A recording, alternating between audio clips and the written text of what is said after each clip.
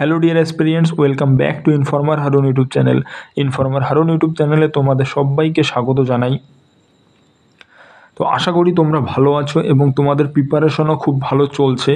তো তোমাদের জন্য আজকে নিয়ে এসেছি আমি 60 দিনের স্ট্র্যাটেজি। তোমরা এই 60 দিনের মধ্যে কিভাবে একটা ভালো স্কোর করতে পারবে, বা তোমাদের যাদের এখনও সিলেবাস কভার হয়নি তোমরা কিভাবে এই 60 দিনের মধ্যে সিলেবাসটাকে কভার করতে পারবে, এবং সেটা নিয়ে বিস্তারিত আলোচনা করব।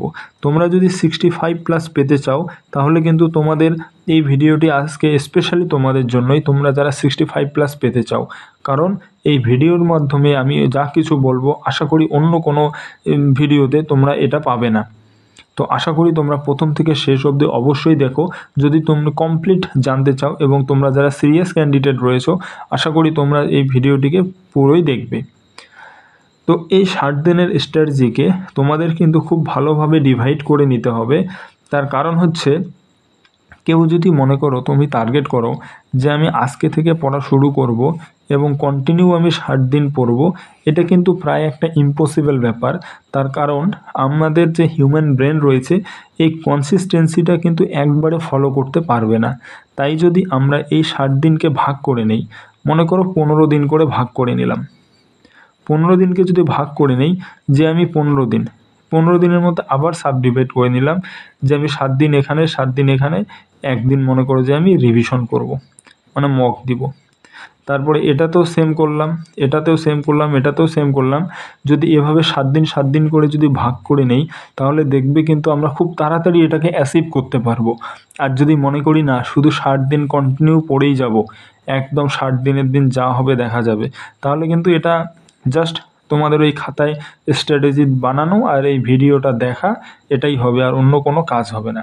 তাই তোমরা এই প্ল্যানটাকে আমরা এমনভাবে সাজাবো একদম প্র্যাকটিক্যাল ওয়েতে, যাতে তোমরা সবাই এটাকে ফলো করতে পারো এবং তোমাদের এই টার্গেটটাও যাতে অ্যাচিভ হয় যে 60 দিনের মধ্যে আমি 65+ আমাকে আনতে হবে। বা আমি যদি সিলেকশন নিতে চাই, আমার গায়ে যদি খাকি আমি পরতে চাই, তাহলে অবশ্যই কিন্তু এই 60 দিনের মধ্যে 65+ আনতেই হবে, এবং সেইটা নিয়ে সেই মোটিভেশন নিয়েই প্রিপারেশন বা পড়া শুরু করতে হবে। তো সবার প্রথমে এরকম করে আমরা একটা ভাগ করে নেব।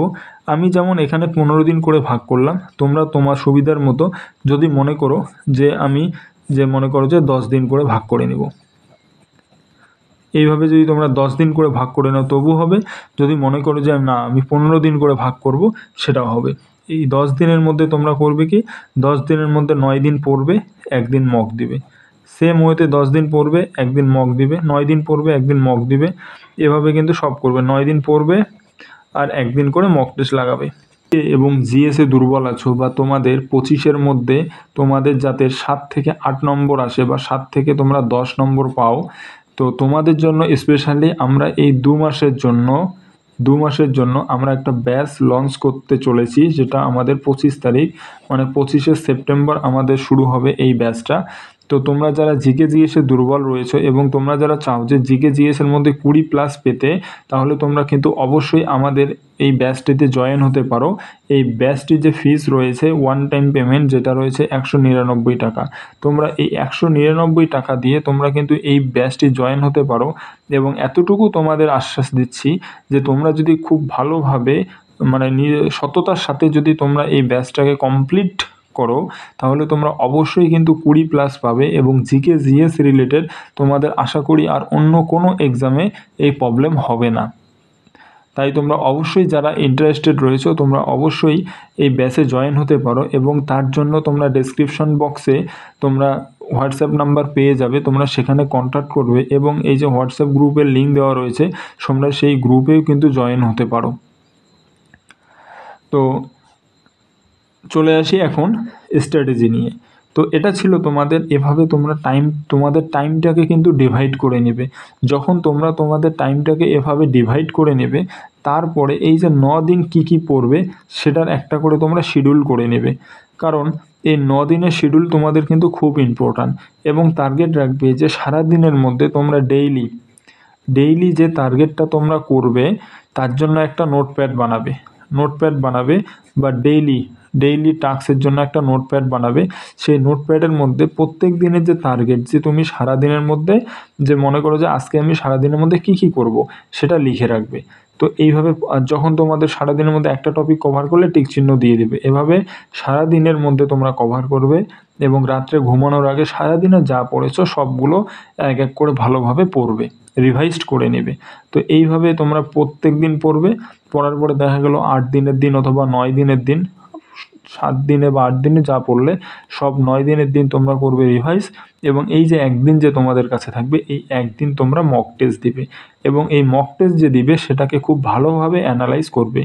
এবং মক টেস্টকে কীভাবে অ্যানালাইজ করতে হয়, কিভাবে মক টেস্ট দিতে হয়, মক টেস্ট দেওয়ার কি স্ট্র্যাটেজি রয়েছে যাতে তোমরা কম সময়ের মধ্যে খুব ভালো একটা স্কোর করতে পারো, তোমাদের যাতে টাইম রিলেটেড কোনো প্রবলেম না হয়, সে নিয়েও কিন্তু আমরা একটা খুব তাড়াতাড়ি ভিডিও নিয়ে আসবো।